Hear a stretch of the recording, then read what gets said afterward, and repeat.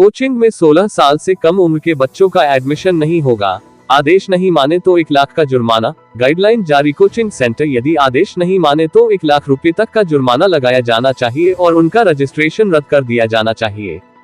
Coaching संस्थानों की उचित निगरानी के लिए सरकार ने दिशानिर्देश के प्रभावी होने के 3 महीने के भीतर नए और मौजूदा कोचिंग संस्थानों का पंजीकरण करने का प्रस्ताव किया है।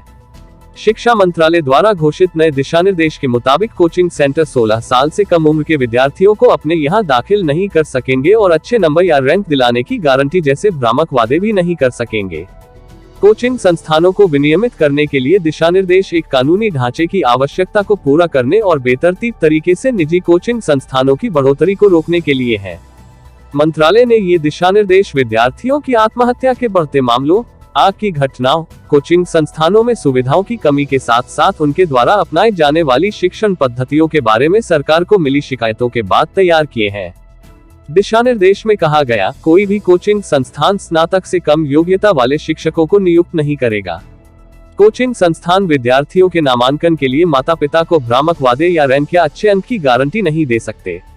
संस्थान 16 वर्ष से कम उम्र के छात्रों का नामांकन नहीं कर सकते। विद्यार्थियों का कोचिंग संस्थान में नामांकन माध्यमिक विद्यालय परीक्षा के बाद ही होना चाहिए।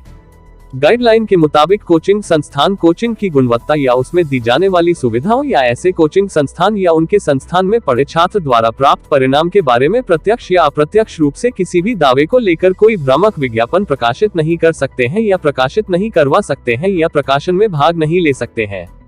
अवधि, छात्रावास सुविधाएं और लिए जाने वाले शुल्क का अद्यतन विवरण होगा। नए दिशानिर्देशों के अनुसार विद्यार्थियों पर कड़ी प्रतिस्पर्धा और शैक्षणिक दबाव के कारण कोचिंग संस्थानों को उन्हें तनाव से बचाने के लिए कदम उठाने चाहिए और उन पर अनावश्यक दबाव डाले बिना कक्षाएं संचालित करनी चाहिए।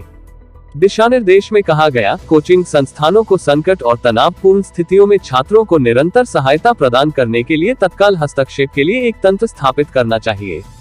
सक्षम प्राधिकारी यह सुनिश्चित करने के लिए कदम उठा सकता है कि कोचिंग संस्थान द्वारा एक परामर्श प्रणाली विकसित की जाए जो छात्रों और अभिभावकों के लिए आसानी से उपलब्ध हो। दिशानिर्देश में विद्यार्थियों के मानसिक कल्याण को लेकर विस्तृत रूपरेखा पिछले साल कोटा में रिकॉर्ड संख्या में छात्रों की आत्महत्या करने की घटना के बाद आई है। दिशानिर्देश में कहा गया कि विभिन्न पाठ्यक्रमों का शुल्क पारदर्शी और तार्किक होना चाहिए और वसूले जाने वाले शुल्क की रसीद दी जानी चाहिए। इसमें साफ किया गया है कि अगर छात्र बीच में ही पाठ्यक्रम छोड़ता है तो उसकी बची हुई अवधि की फीस लौटाई जानी चाहिए।